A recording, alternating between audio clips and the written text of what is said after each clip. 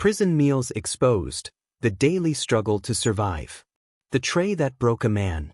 The metal tray hit the table with a loud clang. On it sat a pile of something that looked more like animal feed than food, gray slop, a slice of stale bread with green fuzz creeping across the edges, and a spoonful of beans that smelled rotten. An inmate named Rodriguez stared at it, his stomach twisting not from hunger, but from disgust. He had been locked inside for weeks, and every meal was a new punishment. Around him, men whispered, "Don't eat the bread." Some inmates tossed their food straight into the trash. But others, those who hadn't eaten in days, scooped up every last piece. Then came the breaking point. A young man across the table took a bite of the bread. Within minutes, his face turned pale. His body jerked, and he collapsed to the concrete floor. Guards shouted, rushing in as chaos spread through the cafeteria. The prisoners froze. Some laughed in disbelief, others shook their heads. But the truth was clear. The food they were given each day was not just disgusting, it was dangerous. What happened that day was only the beginning. The question was, how had prison meals gotten this bad? And what dark secrets were hidden behind every tray that slid through the bars? The smell of survival. Before that shocking day in the cafeteria, life in the prison kitchen had already been a nightmare.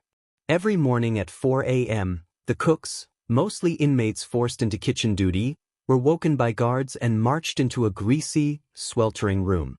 The smell of old oil clung to the walls, mixing with the sour stench of spoiled milk. Rodriguez had once worked in that kitchen. He remembered seeing boxes of meat labeled, "Not for human consumption." He remembered rats darting across the floor, slipping behind flour sacks. And he remembered how the cooks were told to just scrape off the mold whenever bread or fruit went bad. But none of that compared to the daily fight in the chow hall. When the trays came out, you either ate what you were given, traded it for something else, or went hungry. Some inmates would barter, a scoop of beans for a cigarette, a carton of milk for a few minutes on the phone. The lows were quiet moments of desperation, men staring at trays, wondering if they could force it down. But the highs, the extremes, were violent. Fights broke out over stolen food. Men stabbed each other with sharpened sporks just to control extra rations. Rodriguez thought he had seen it all, until the day that young man collapsed from the moldy bread. That moment lit a fire inside the prison, one that would spread fast and lead to something far more dangerous than a single spoiled meal. Riot in the chow hall. The sound of the young man's body hitting the concrete echoed across the chow hall. For a second, silence swallowed the room. Then, chaos exploded. Inmates jumped to their feet, shouting at the guards. "You're poisoning us," one voice screamed. Another yelled, "We're not animals." The guards tried to regain control, but the anger was boiling too hot. Trays were hurled through the air, beans and rice splattering against the walls. Someone flipped an entire table, sending metal trays crashing like cymbals in a warband. Rodriguez stood frozen, his eyes darting around. He saw the young man on the ground, his chest heaving as a guard pressed 2 fingers to his neck. Panic mixed with rage. Some inmates pushed forward, trying to get to the man, while others used the moment to lash out, fists flying. One guard reached for his radio, calling for backup. But it was too late. The room was already erupting into a full-blown riot. Inmates jumped on the counters, swinging mop handles like weapons. Others blocked the doors, trapping everyone inside. The low point was fear, men realizing they were surrounded, unsure if they would leave the room alive. But the high point, the extreme, came when one inmate grabbed a boiling pot of soup from the serving line and hurled it straight at a guard. The guard screamed, clutching his face as the scalding liquid burned his skin. The chow hall was no longer a cafeteria. It had become a battlefield. And at the center of it all was the food, the very thing that was supposed to keep them alive. Punishment served cold. The riot ended the same way riots always do, batons and tear gas. Backup stormed into the chow hall, shields raised, helmets shining under the harsh fluorescent lights. The air filled with coughing as smoke drifted through the room. Rodriguez hit the ground before the first blow landed. He knew better than to resist. But others weren't so lucky. Guards swung their clubs without hesitation, cracking down on anyone still standing. The clang of batons against bone mixed with the chaos of shouting men. The young inmate who collapsed earlier was dragged out on a stretcher, his body limp, his face gray. Nobody knew if he was alive. Nobody asked. By the end of it, the Chow hall looked like a war zone. Trays shattered, food smeared across the floor, blood dripping in streaks near the walls. One by one, prisoners were cuffed and shoved into a line. The punishment came swiftly. Every inmate in the riot was thrown into the hole, solitary confinement. No sunlight, no phone calls. Just silence, darkness, and a concrete slab. The low point was crushing loneliness. Rodriguez sat in that freezing cell, staring at the tray shoved through the slot in his door. It was the same slop as always, only colder, only worse. There was no bargaining now, no trading. Just survival. But the high point, the extreme, came days later, when Rodriguez heard a whisper through the vents. Another inmate shouted, "They're feeding us the same rotten bread. Somebody's gonna die in here." The words traveled like fire through the prison. And with them came a dangerous question. If the guards were willing to feed inmates spoiled food even after a riot, what else were they willing to do? The silence of solitary was broken, not by cries of fear, but by the beginnings of a plan. Whispers through the vents. Solitary was supposed to crush men into silence. For walls, a steel door, and a slot for food, day after day until the mind broke. But the prison underestimated the power of desperation. Rodriguez pressed his ear to the vent, straining to hear. At first, it was only fragments, muffled voices, short bursts of anger. But soon the whispers formed into sentences. "They're trying to starve us. The bread's poison. We can't just sit here." The men were building a plan, cell by cell, voice by voice. Some spoke of demanding better food. Others wanted to flood their toilets and ruin the plumbing system until the guards paid attention. A few, the angriest ones, spoke of violence. The low was despair, meals arriving with less and less on the tray. Rodriguez picked at the gray mush, stomach gnawing, his ribs pushing harder against his skin each day. Hunger dulled his thoughts, but rage kept him awake. And then came the high. One night, a voice carried sharp and clear through the vents. "Tomorrow, when they bring the trays, don't eat. Don't touch it. We strike together." A hunger strike. Dangerous. Deadly. But in that moment, it felt like the only way to fight back. Rodriguez lay back on his cot, staring at the ceiling. He knew what refusing food meant in prison. It was war without weapons. His body would be the battlefield. His stomach the sacrifice. And as dawn crept in, the guards came with the trays, sliding them through the slots with the same careless clang. The smell of moldy bread filled the cells. But this time, no one moved. The silence was louder than any riot. Starving for a voice. At first, the guards thought it was a joke. When they slid the trays through the slots, they expected to hear the scrape of spoons against metal. Instead, silence. Trays sat untouched, steam fading into the cold air. Rodriguez sat on his cot, his stomach twisting painfully, but he didn't touch the food. Through the vents came the sound of dozens of men doing the same. The strike had begun. By the second day, word spread beyond solitary. Prisoners in the general population caught wind of it, and when their trays arrived, many pushed them back across the table. Guards shouted, threatening write-ups, extra time, loss of privileges. But the inmates held firm. The low point came with weakness. Men staggered as they tried to stand. Some fainted in the showers, their bodies too drained to go on.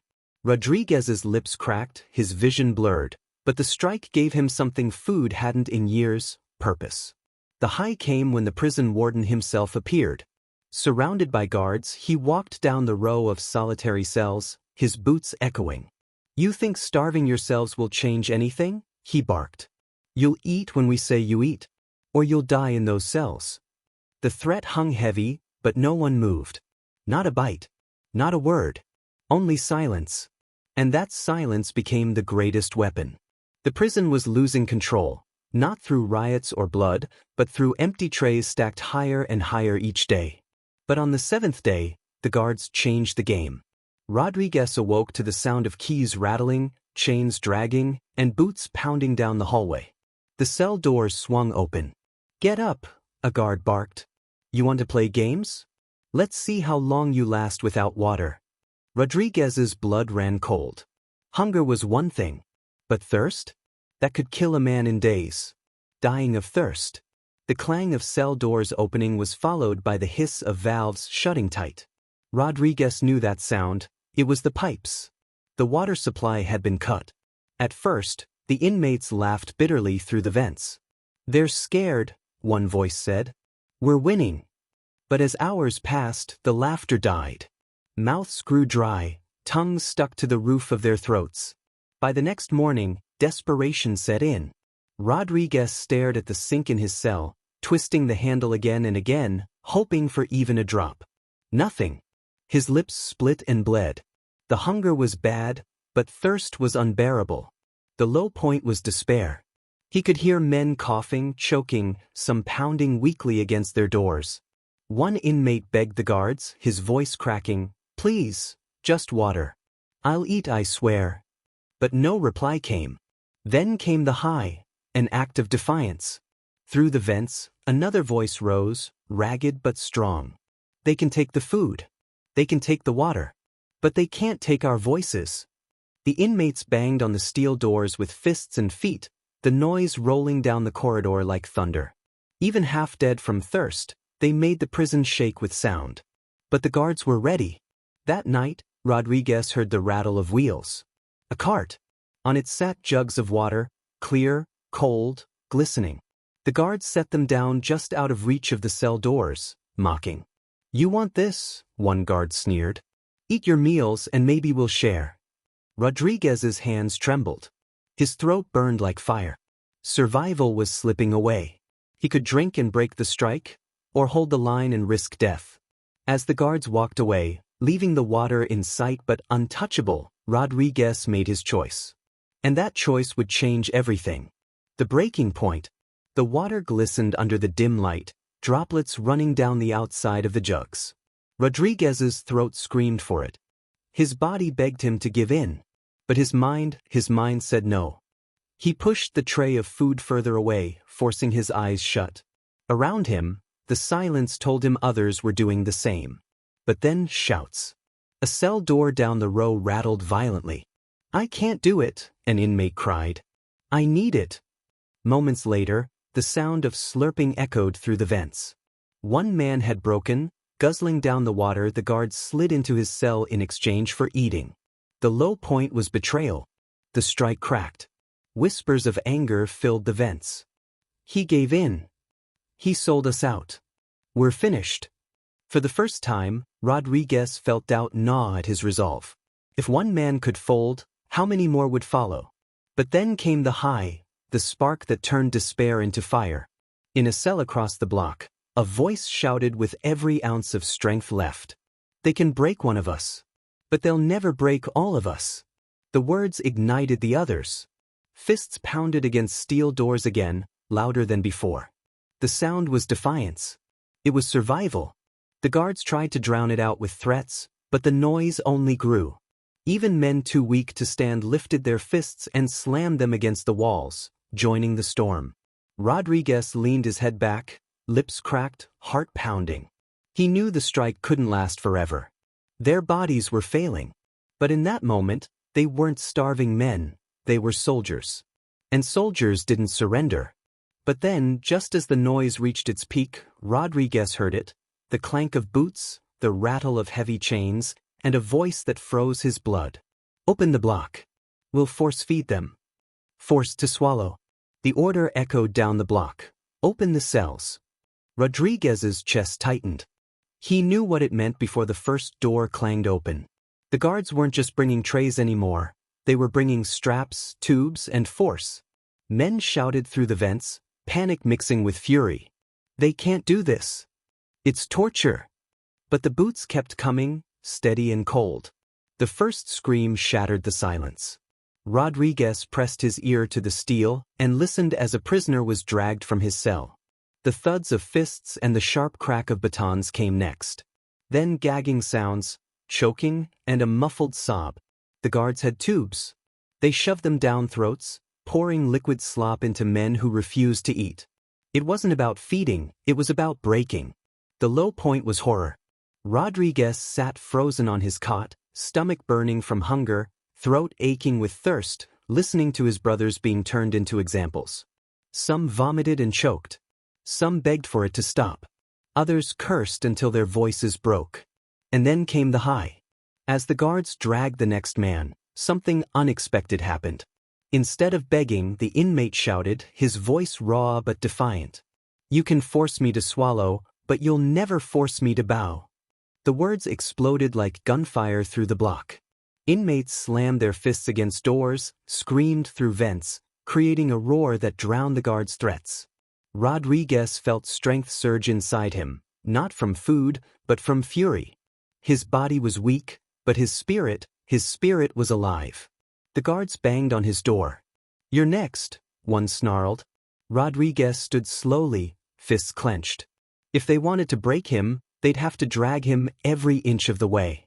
And as the lock turned, he made a silent vow. This fight was no longer about food.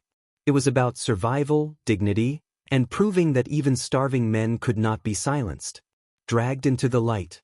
The lock clicked, and the heavy steel door creaked open. 2 guards stormed in, shields raised, batons ready. "On your knees," one barked. Rodriguez didn't move. His body trembled from hunger, his throat cracked from thirst, but his eyes locked on theirs. He wasn't about to kneel. They lunged forward, gripping his arms, twisting them behind his back. Pain shot through his shoulders as the cuffs bit into his wrists. They dragged him into the corridor, where the lights blazed harsh and unforgiving. All around him, cell doors rattled as inmates screamed through the slots. "Stay strong. Don't give in." Their voices wrapped around him like armor. The low point came when they strapped him into the chair. Leather belts cinched tight across his chest, thighs, and ankles. He could barely breathe. The guards hovered with rubber tubes, one sneering as he held a jug of pale liquid. Rodriguez gagged before the tube even touched his lips. Fear clawed at him. Fear of choking, of suffocating, of being reduced to nothing more than a body forced to obey. But then came the high. As the guard shoved the tube closer, Rodriguez tilted his head back and shouted with all the air he had left. "We are not animals." The cry thundered through the block. Doors banged. Voices roared. The entire prison erupted, shaking the very walls. Even the guards froze for a second, startled by the sheer force of it. Rodriguez's words had lit the match. This was no longer just about one man, one tray, or even one strike. This was about every prisoner inside those walls. And in that instant, the hunger strike transformed into something far more dangerous. An uprising. Fire in the walls. Rodriguez's cry, "We are not animals," still echoed when the guards shoved the feeding tube toward his mouth. His body twisted, fighting against the straps. They forced it in, liquid burning down his throat, but his spirit refused to break. The block erupted. Inmates slammed their doors, screamed until their voices cracked. Some banged metal pieces against the walls, the sound rattling through the prison like an earthquake. The low point was terror. Rodriguez felt the tube scrape his throat, choking him, his body betraying him with gagging and coughs. His eyes watered, vision blurring. The guards sneered, certain they had won. But then came the high. Somewhere down the row, a crash erupted, metal tearing against concrete. An inmate had broken his bed frame apart and was smashing it against the door. Others followed, using whatever scraps they could find to hammer at the steel. The guards panicked. "Shut them down," they shouted, radios crackling. But it was too late. The noise was uncontrollable, spreading cell by cell like wildfire. Rodriguez coughed the liquid back up, spitting it onto the floor, glaring at the guard with bloodshot eyes. His voice was hoarse, but his words cut like glass. "You can starve us. You can choke us. But you'll never own us." That was the spark. From solitary to general population, prisoners rose in unison. Food trays hurled from windows. Mattresses set ablaze. Smoke curled into the air vents, carrying the smell of fire and fury. The prison was no longer under control. And as sirens wailed outside, the question was no longer if the inmates would survive. It was what price the system would pay for pushing them this far. Locked down, voices unleashed. Sirens blared across the compound as red emergency lights strobed against concrete walls. Guards scrambled through smoke-filled corridors, their radios spitting frantic orders. Lock it down. Full lockdown. Every cell door slammed shut, steel bolts clanging like thunder. Rodriguez was yanked back into his cell, the straps cut loose, his body collapsing onto the concrete floor. The uprising had pushed the prison into total chaos, and now the warden was unleashing the heaviest weapon he had: silence through isolation. The low point came in that silence. The hallways, once alive with shouts and banging, grew eerily still. Prisoners were sealed inside, cut off from one another. The guards thought they had won, that the uprising was buried in those locked cells. But they were wrong, because even locked down, the voices found a way out. Through smuggled notes, through whispered phone calls, through visitors who carried stories back to the streets, the truth began to leak. Families started asking questions. Lawyers demanded answers. And soon, so did the press. The high point came when Rodriguez, half-starved and trembling, overheard a guard cursing under his breath. "They're calling from outside. Reporters. They know about the food." The words lit a fire inside him. For months, the meals had been their private torment: moldy bread, rotten meat, watered-down slop. But now the world beyond the fences was listening. Rodriguez pressed his forehead against the cold steel of his cell door. His body was weak, but his fight was alive. For the first time, he believed their struggle might not be buried behind razor wire. But the prison wasn't finished. If the outside world was knocking on the door, the warden would make sure no one inside lived long enough to answer. And as the lights cut out, plunging the block into sudden darkness, Rodriguez realized the real battle was just beginning. Darkness falls. The block went pitch black. Only the sound of Rodriguez's breathing, shallow and ragged, filled the space. Then came the heavy boots, slow, deliberate, echoing off the concrete like a drumbeat of warning. The warden himself appeared, flanked by guards in riot gear. Their faces were hidden behind shields, their batons gleaming in the dim red glow of emergency lights. "You think the world cares about you?" The warden's voice was calm, almost mocking.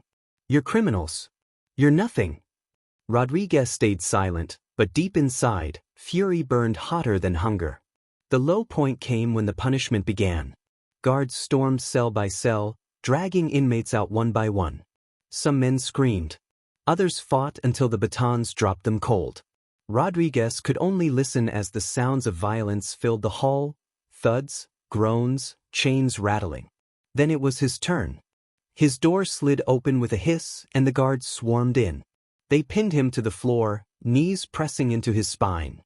His ribs ached under the weight of their armor. But just when he thought the pain would drown him, something happened. The high came with a single voice, distant, echoing through the vents. A prisoner screamed at the top of his lungs. "They can hide us, but they can't hide the truth." It was a cry so raw, so powerful, it cut through the chaos like lightning. Others joined in, voices layering over each other until the prison itself shook with defiance. Rodriguez spat blood onto the floor, forcing a grin even as the guards held him down. They could beat the body, but they couldn't silence the spirit. And that was the warden's greatest fear: not the riots, not the hunger strikes, but the sound of hundreds of voices refusing to be erased. As the guards dragged him into the darkness, Rodriguez realized something. The fight was no longer about meals. It was about memory. If even one word slipped out to the world beyond those fences, their suffering would never be forgotten. And that truth could burn the whole system down. Cracks in the wall. The prison thought it could bury the noise, but outside, the cracks were already spreading. News stations began circling rumors of a hunger strike.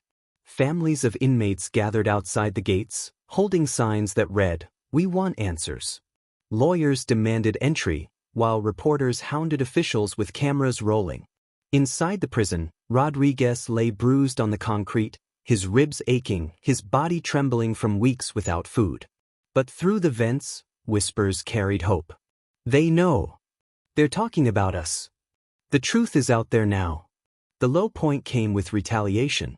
The warden cut off every privilege. No phone calls, no yard time, no commissary.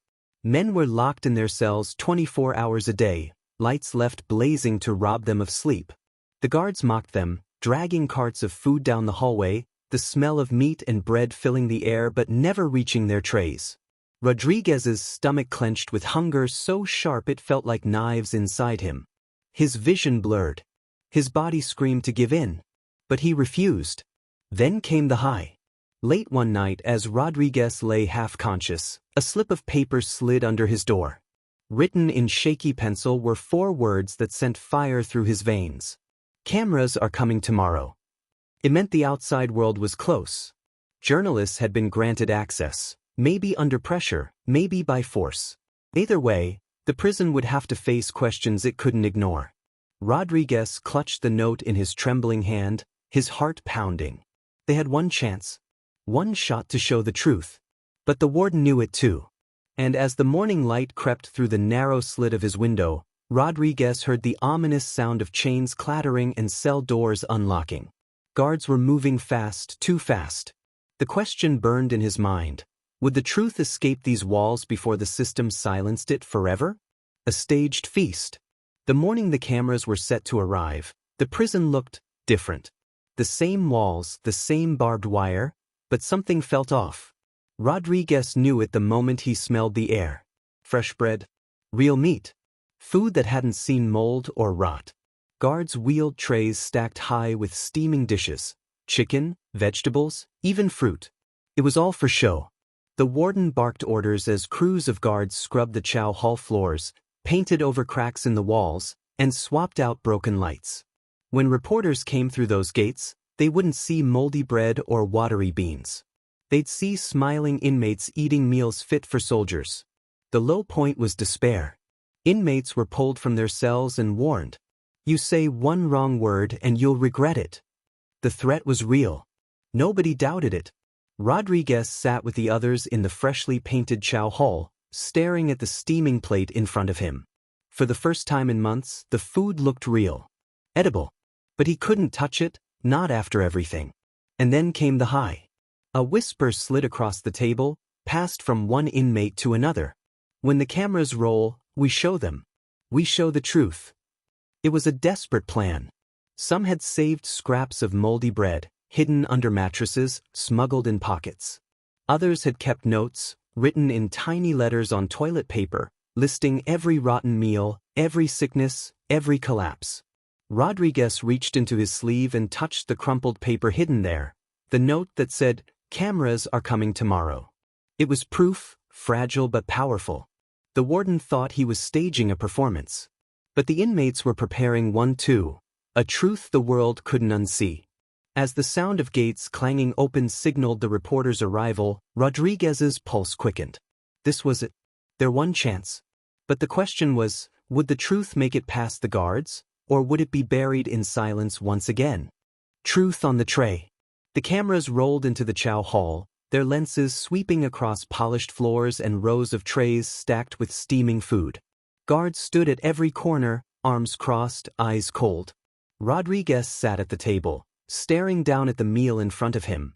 A perfectly roasted chicken breast, bright vegetables, soft bread still warm from the oven. The reporters murmured approval. On the surface, it looked like the inmates were eating well, living fine. The warden smiled as he spoke into the microphones. "Our facility provides balanced, nutritious meals daily. Any rumors to the contrary are lies spread by those who wish to smear the system." But then, Rodriguez moved. His hand slipped into his sleeve, pulling out a moldy, green-flecked slice of bread he had hidden for weeks. With trembling fingers, he held it up high, his voice cracking but sharp enough to cut through the silence. "This is what they feed us." Gasps echoed through the room. Other inmates followed, pulling out scraps of rotten food they had hidden. One lifted a gray lump of mystery meat. Another held up a carton of spoiled milk, its sour smell filling the air. The guards lunged, shouting, but the cameras had already caught it. Flashes popped. Reporters shoved microphones closer. Is this true? How long has this been happening? The warden's smile cracked. The performance was unraveling. Rodriguez's body was weak, his stomach hollow, but in that moment he felt stronger than he ever had. The truth was out. And once it left those walls, it couldn't be silenced. Exposing the daily struggle. The footage of that day spread beyond the prison gates. Across the United States, the UK, and Canada, people watched in shock as inmates held up moldy bread and rotten food for the world to see. It forced a question that couldn't be ignored. If prison is meant to punish, does that punishment include poisoning the human body? For Rodriguez and countless others, every tray was more than a meal. It was a test of dignity, a battle for survival. Some days, the struggle broke them. Other days, it forged them into something unbreakable. And though the world moved on, those men remained behind the walls, still staring down trays that carried both life and death. Because the truth about prison meals is simple, they don't just fill stomachs. They tell a story of control, of suffering, of survival. And until that story is truly heard, the fight inside those walls will never end. This is the reality of prison meals, rotten, dangerous, and used as a weapon. Behind every tray is a struggle not just to eat, but to live. And the question is, how long can men survive when even food is turned into punishment?